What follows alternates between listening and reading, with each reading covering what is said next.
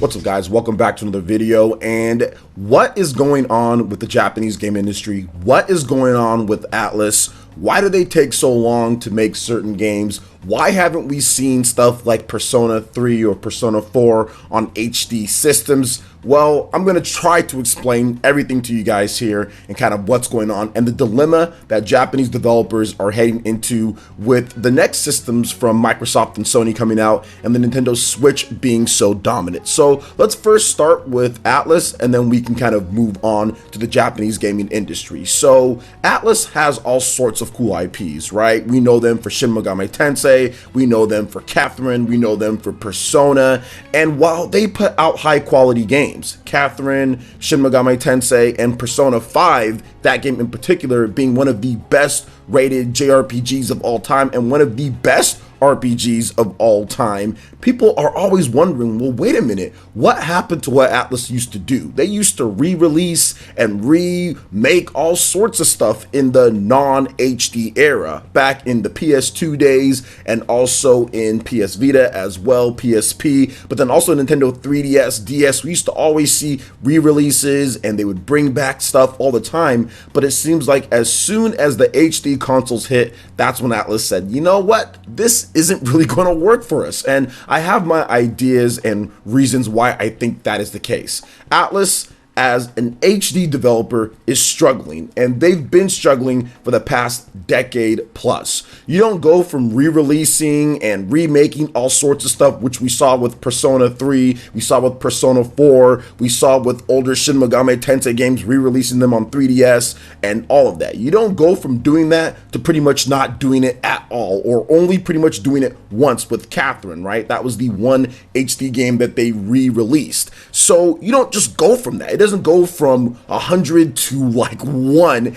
in just a split second like that. So here are some of my reasons why I think that they are struggling when it comes to HD development with their team size and also funding as well. If you look at a game like Tokyo Mirage Sessions, all they had to do was take Fire Emblem, which is a strategy turn-based RPG, and Shin Megami Tensei, which is a turn-based RPG, put those characters together, puts together some type of world and something, and make a game. They struggled with that, and it turned into the Tokyo Mirage Sessions that we've seen. But back then, it was Shin Megami Tensei cross Fire Emblem, or Fire Emblem cross Shin Megami Tensei. That's all they had to do, and they had trouble and struggled with that and turn it into something completely different that nobody expected, and I'm pretty sure that's not what they wanted, because the original trailer had a bunch of characters from each of the franchises, and Tokyo Mirage Sessions doesn't really have that. So you have that example, and that was funding from Nintendo and help via Intelligent Systems, and they still couldn't get it done.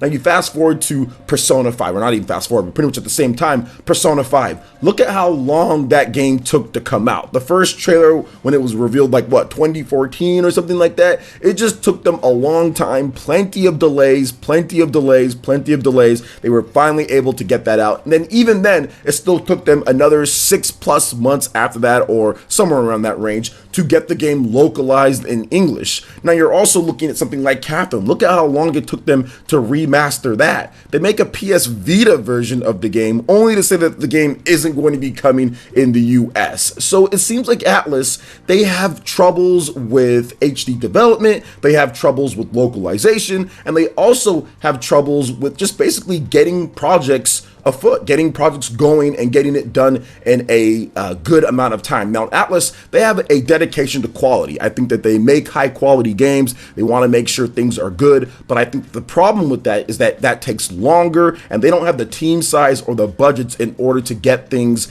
done efficiently and as good as they want to. So it just takes longer and longer, and in some cases it just takes so long people just don't care, or a system even becomes irrelevant in the time period that it took. For example, like the PS Vita with Catherine, because it took them so long to get it localized and bring it out here in the West.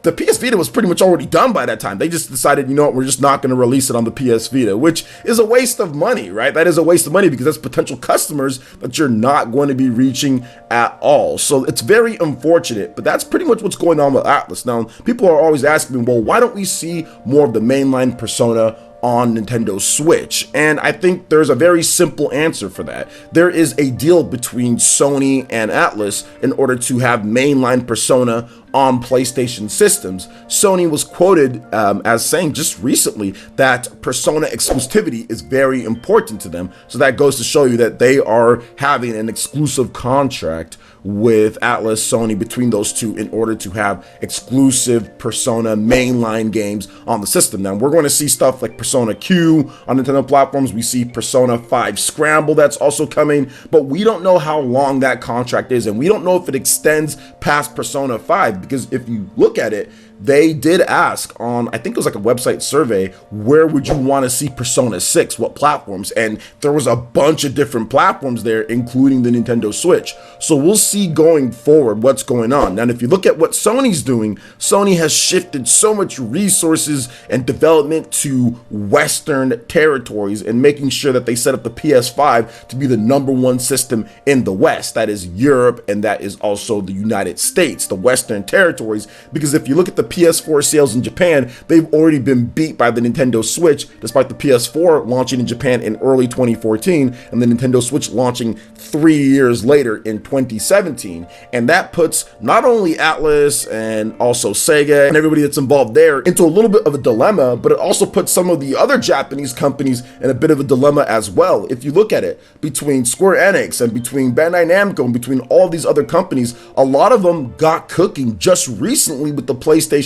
4. Look at Capcom with Monster Hunter World, Dragon Ball FighterZ with Bandai Namco. Square Enix is having Final Fantasy VII Remake as well. Now, I'm sure all of the big Japanese companies will have some stuff for the PlayStation 5 and the next Xbox relatively soon, but it did take them a while to get going on the PS4. Whereas if you look at the Nintendo Switch at this point, it already has a big and established base. But then you also have to kind of worry about, okay, well, is our game going to do well on this system? How well is it going to do? Are the Nintendo fans going to be receptive towards what we have? And that dynamic has changed a bit with the Nintendo Switch. We've had a lot of million sellers from different Japanese companies. We've had a lot of big sellers on the Nintendo Switch, but with the install base that is heading towards 50 million, it's already 42 million plus at this point. And with the big holiday season with some games like Pokemon Sword and Shield, Luigi's Mansion, and of course all the other stuff that they're going to be doing, or all the other stuff that's been released in 2019, the Nintendo Switch is going to have a big install base by the time that the PS5 and the next Xbox come out. You have to support those systems because obviously you can see the potential with the PS4, or you saw it with the PS4, how your games sell and everything. A lot of the big Japanese games sold well on that system, so you have to support it in some way. But then again, at the same time, you look at the Switch and you can't just ignore that, like a lot of these big Japanese companies ignored the Switch at the beginning of its life because they didn't have confidence in it. Koei Tecmo was the only company in Japan, pretty much only bigger company or somewhat big company in Japan, that actually believed that the Switch can do anything. Therefore, we saw their games on the system early in its life, whereas other companies were like, oh, well, we'll kind of wait and see, but it took off a lot faster than they thought that it would. Now, you don't have to worry about that at this point, right? Because the Nintendo Switch is already there. It's this current generation platform that has this, but still, I think a lot of them are not as cautious as they were with the Nintendo Switch, but it does put them in a dilemma in terms of resources, what to focus on and everything. Now, personally, me, looking at it from the outside in, I would definitely put those resources in the Nintendo Switch, then also have that for the PlayStation 5 and the next Xbox as well. But I don't think you can ignore, by the time that those other systems come out, a system that's might be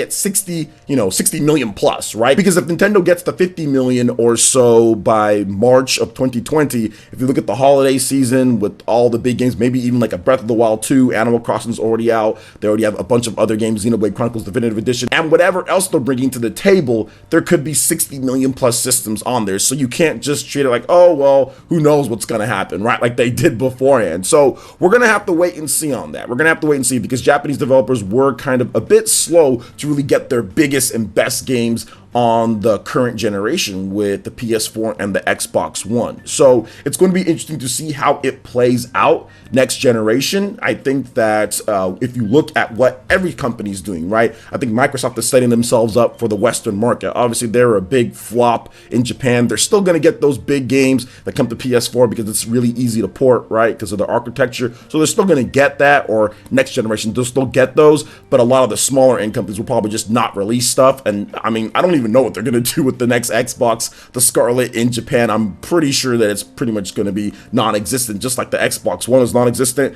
And the PS4, if you look at that, once again, it did okay. I mean, 8 million, that's not even really that okay, but what are the Japanese developers thinking? Obviously, they have to sell their games more in the West if they want to really make something, with the exception of a few different titles from like Final Fantasy or like Monster Hunter. But either way, it's going to be very interesting, and it's going to be exciting to see what developers do because of this a little bit of a dilemma where the Nintendo Switch is actually in the pole position at the very start in terms of next systems, right? Not counting like the Wii U, PS4, Xbox One, and then you have the next generation with the Switch, the PS5, and the next Xbox. So Nintendo's already had a pretty big leg up here, which is different from how it was beforehand. So we'll see what the Japanese developers do and what they decide. And I think that this is going to be very crucial for Atlus, and a lot of these other companies to make the right decision. I think that investing in Nintendo Switch would be a smart idea, especially going forward, considering how long it took them to get Persona 5 out and everything like that. Are they going to take that amount of time with the next systems, whereas you have a system right there ready to go?